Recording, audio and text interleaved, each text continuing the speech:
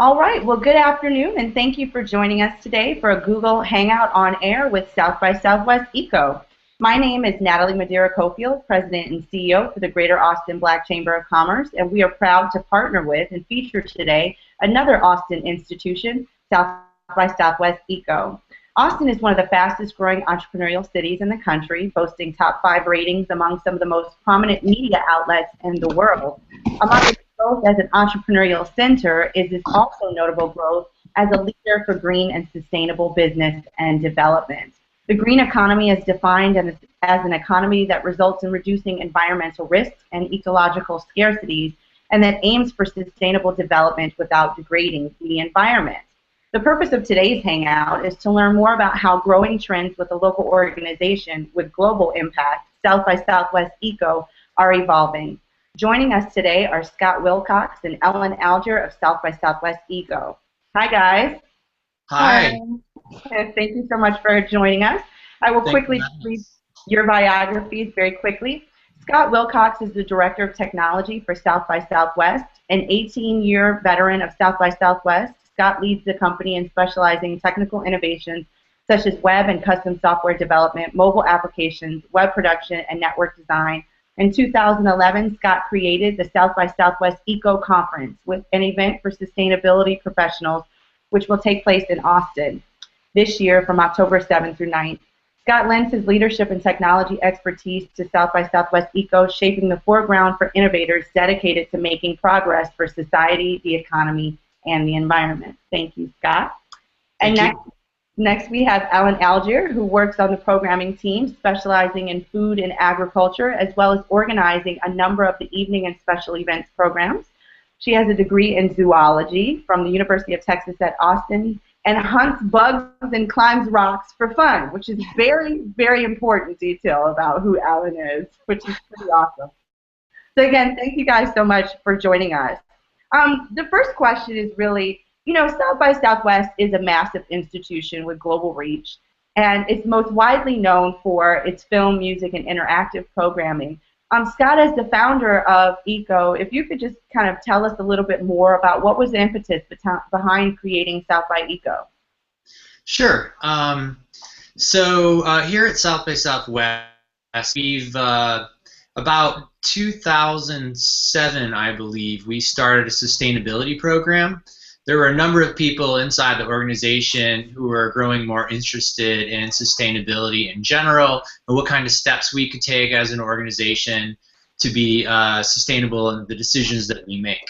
So we had this very strong interest in a lot of the events. In fact, all of the events that we do kind of spring from an area of interest in terms of our core staff. So we decided to get together and we thought about, well, what more could we do in this area? As we're all aware, I think, climate change is one of the most pressing issues of our time, and it seemed like a really natural fit in the fact that we had a company here that produced really world-class conferences and festivals to start an event that focused on sustainability, which has been really great because a lot of the people on our staff are really interested in this area and bring together a lot of expertise, even though they may work on other parts of our events like the music festival or the film festival. So that was kind of a big part of the impetus there, is to see what more could we do here. And a lot of the things that we really cherish about South by Southwest Film, Music, and Interactive is its ability to bring really an eclectic group of people from around the world. And we were looking at generally sustainability, environmental issues, and you look at a lot of the conferences out there, they really tend to be very focused on something like renewable energy, or there's a conference on food. And so kind of given to the ethos of South by Southwest and bringing a lot of eclectic people together, we felt like this is a role we could play to really help people meet really unique people to create new business ventures and kind of move their initiatives forward. Sustainability really is such a large area, and you really can't take into consideration issues for energy without also looking at water usage. And so that's kind of, how we thought about starting South by Southwest Eco, is to kind of go after a really broad base of people in the hopes that this would really spur sort of innovation and progress generally in these issues. Awesome, thank you. And Alan, as Scott mentioned, you actually started on the music team, correct? That is correct, yes. And your background, as we just read, was in zoology, and obviously you have a sincere interest in this area. I'd love to kind of hear how you became involved with ECO as well. Well, I have been with South by Southwest for about 11 years, and when ECO was born, I was really excited about it because my background is in zoology and studying natural sciences, so I was really excited to use those skills on a new conference, and I am extremely passionate about sustainability and working towards making a difference, and so it was a perfect fit. So I get go and use my passions, and then continue my work with our March event as well. And Ellen also leads our sustainability team here at South by Southwest, which pulls together people from various other departments to work on this issue for our company. Yes. Wonderful. So, Scott, you mentioned, the impetus behind creating ECO. I'd love to kind of hear from you about the growth of this particular subsidiary or division of South by Southwest as a whole. What is the most exciting thing about how you've seen it evolve over the years since you first started it? Well, I think that, the first year we decided to do this, we really put it together in a very short amount of time. As you may recall, sort of back in 2011, particularly in Austin, as the drought had gotten even worse, we had the fires break out in Bastrop, and then also west of town, you started to see a lot. We had something like 40 days above 100 degrees, no rain, and so the urgency couldn't have been more felt by us here, sort of living in this climate. And so we put it together really, really quickly, and then we're kind of overwhelmed at the general response of people wanting to participate. We had around 800 people in our first year, and that really showed us that people are sort of hungry for opportunities, I think, to network and find like-minded folks to kind of move their initiatives forward. And in our second year, we went from the Hilton to the AT&T Executive Conference Center, and really also had a packed house there, and just people were really buzzing, and we've learned a lot from producing those first two conferences that we've put forward. Last year was the first year we were in the Austin Convention Center, where we'll also be here this year, and it's such a deep, nuanced, rich area. We could really do many conferences on it, but I'm really excited and encouraged about all the entrepreneurs who are now kind of joining in, sort of applying their skills towards issues that can really have a huge impact on sustainability. Of course, I have a bias a little bit towards that because of my technical background, but it was like, people really wanted to make apps for apps and sort of the iPhone and Android, and now people are really like, well, what can I really do with this? What can I do to move this forward? How can I use this technology? And now we're seeing some of these issues play out with the way people are embracing big data for their industries, and we're focusing on some of that content at South by Southwest Eco.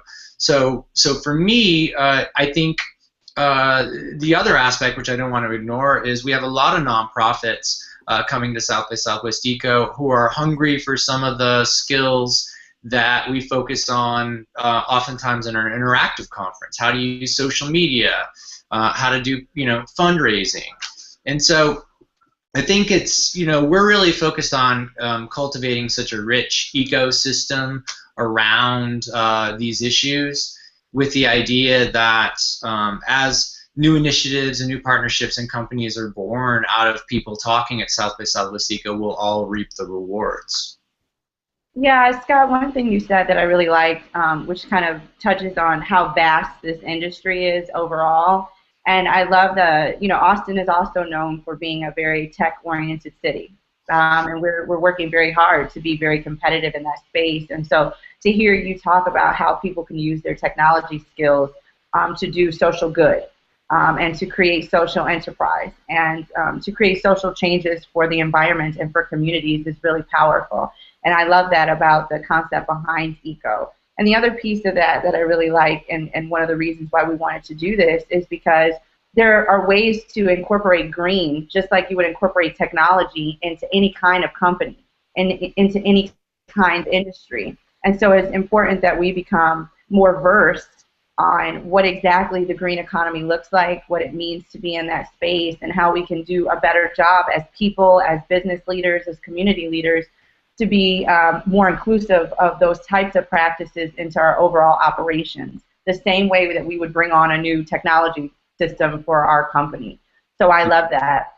So, Alan, I know that you are very involved in the programming, and I'd love to hear from you, or you both, about any particular speaker that you're really excited about hearing from, any of the keynote speakers that you have, or any major panels that you have that you think folks should know about, that kind of speak to some of what we just talked about, the vastness and the robustness of this industry, and just some rock stars that are coming into town for South by Eco. Well, in terms of the keynotes, I think it's a pretty awesome example of how diverse our programming is. You know, we have 3 keynotes, well, 4 including our opening address, who is Dr. Robert Ballard. And, you know, he's kind of speaking to the more social aspect of, you know, as humans, we need to do this together as a team kind of thing.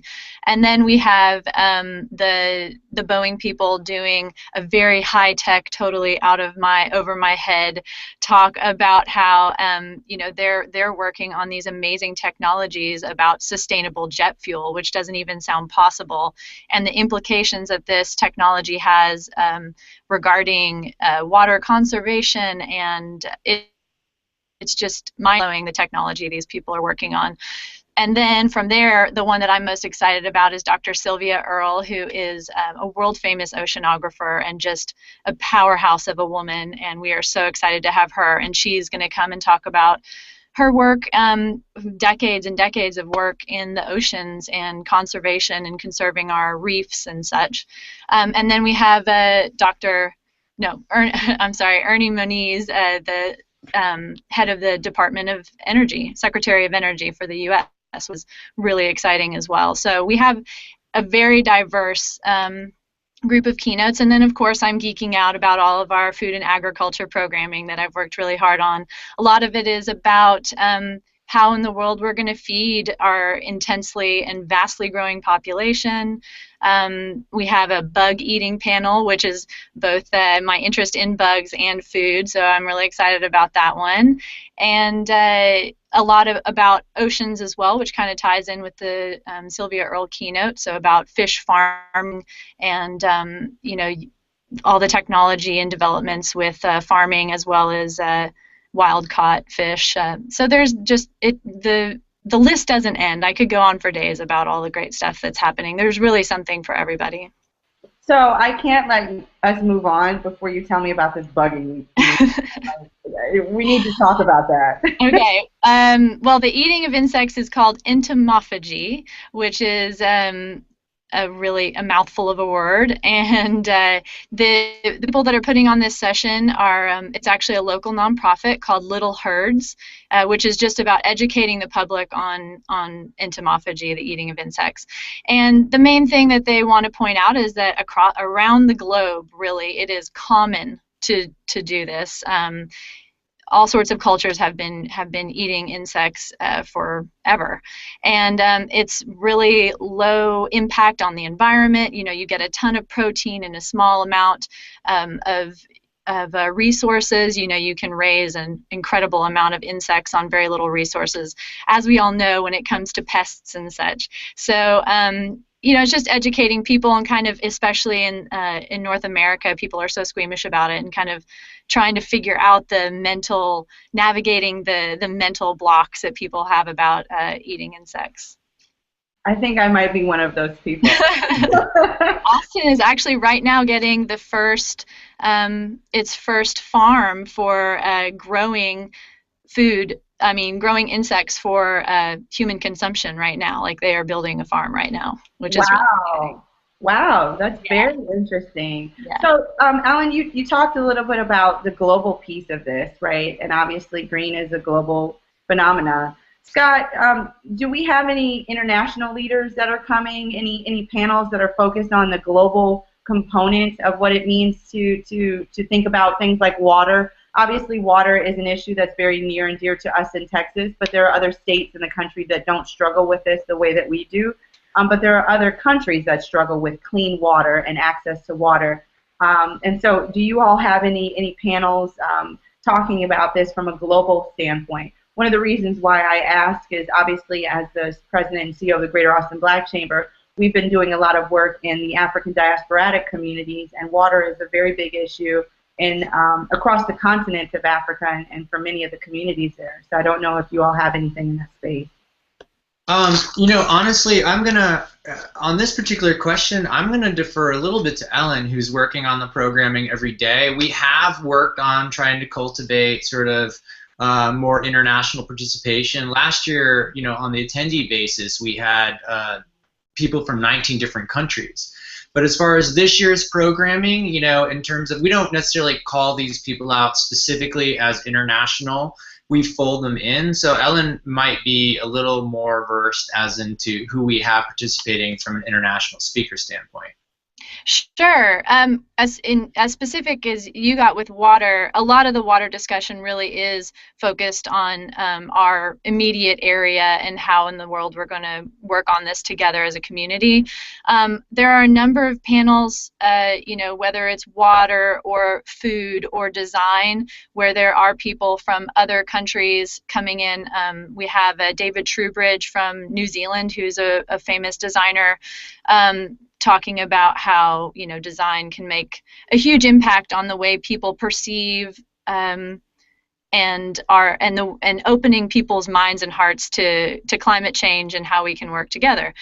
But most of the international people are on panels with local, not local as in Austin, but American panelists, kind of helping. There's people from Europe that are helping us figure out how we can apply some of the things they're doing over there to our economy or our, you know, infrastructure, or things that have worked for people overseas helping us here, but not really any super focused, you know, this is just about, you know, what the Dutch are doing for this particular problem.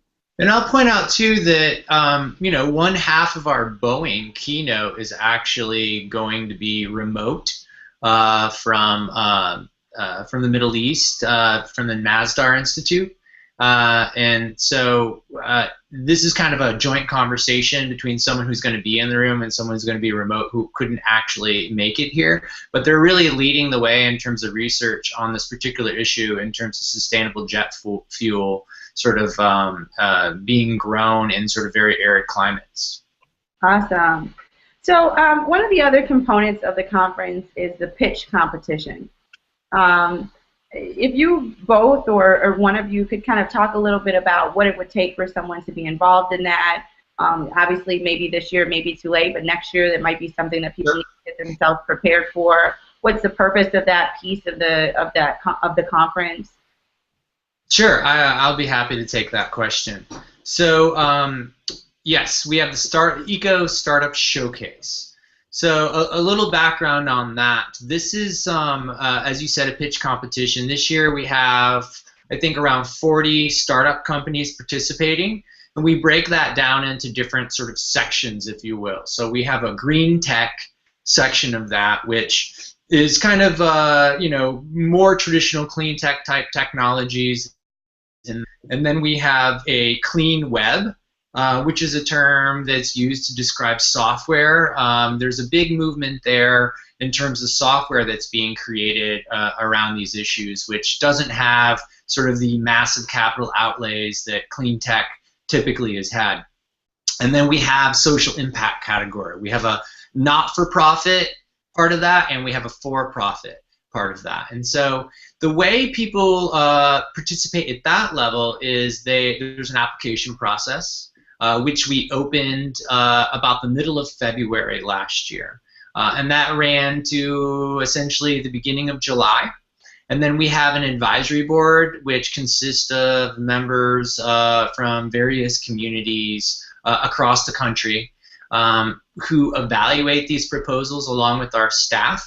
And then we select sort of the finalists, who are all invited to come present and pitch at South by Southwest Eco. There's also a phase in there where these finalists are assigned to pitch coaches, which are typically comprised of some of the members of the advisory board, which help them hone their pitch because they only have a few minutes to present their idea in front of a panel of judges.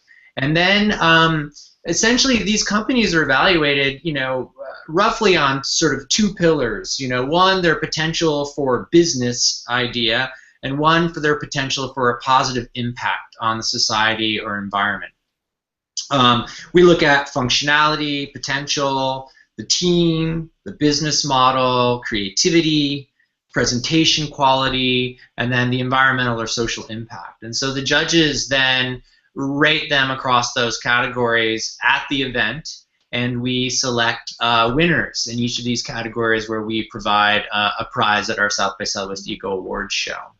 And then kind of along with that, we have a number of other startup-focused events where they can have mini meetings with investors and such like that. Awesome. So that sounds very exciting and promising for someone who's starting a company in that area. If you already have a business and you're planning to attend South by Eco, will there be programs that they can also participate in that may be able to hone their skills? Sure. Will you talk to us a little bit about that too, Scott? Sure. Happy to. So, the pitch competition is a major part of this area we call Startup Central.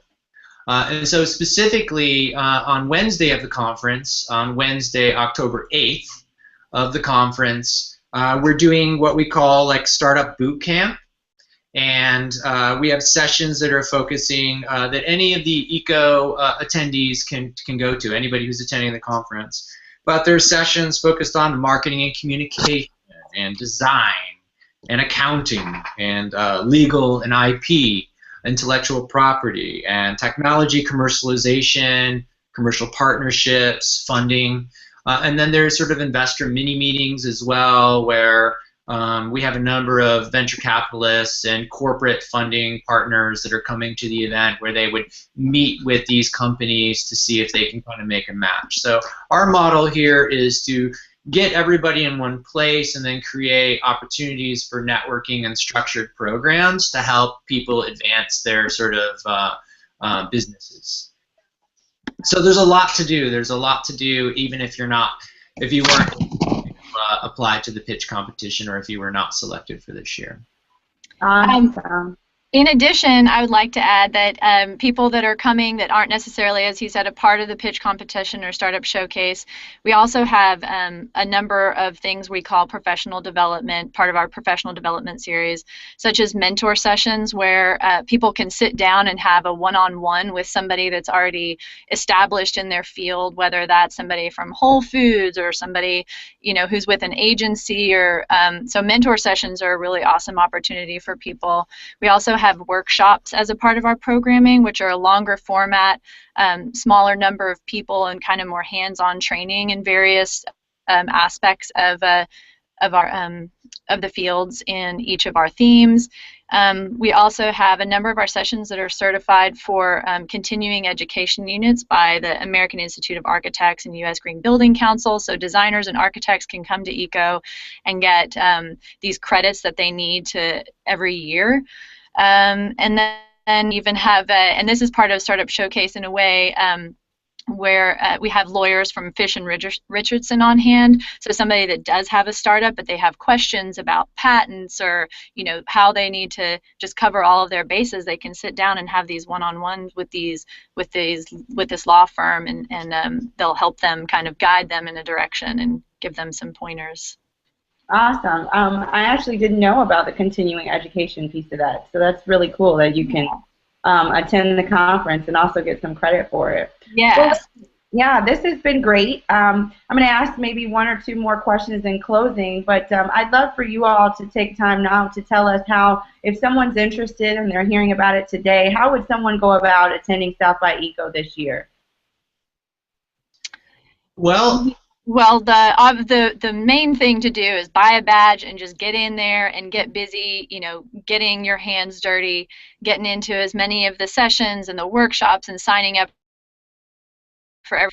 People can get as much out of ECO as they want, and some people come with specific goals in mind, whether that's to network with people in their field of interest or to explore other fields they're interested in, whether they're looking for a job, wanting to learn about the latest developments in their field. If they have a business and they want to grow their business, start a new business, some people just come to get inspired and excited.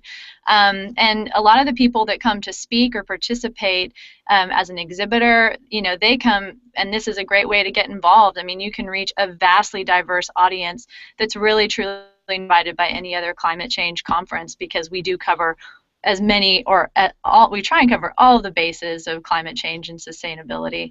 And then there are people who come to do all of the above. So it's, you know, just come and get in there and get busy. There's also, I will add that we have really heavily discounted rates for students, for current students, to make it more affordable, because we want people who are in the middle of their education to participate as well. And if for some reason you're unable to afford both of those options, we have some volunteer opportunities where people will help us produce the event, because we need, you know, there's a lot to be done in terms of welcoming people and helping us kind of make this thing go. So there's really the only barrier, I would say, is time. And you make time for the things that you really want to do. And so anybody who wants to really be a part of it, there's a lot of ways for them to do that. Awesome. Well, thank you both so much for your time today, because obviously this is important to all of us. As we just heard from both of our speakers, you can learn more about South by ECO by going online, by coming to Austin, and just by being involved. And I think that that's the biggest piece of all of this. Not just because it's important to ECO, but because it's important to our entire global economy and to our entire infrastructure as a world. So I think that that's very important, that we at least are versed in this area of what's going on in the world.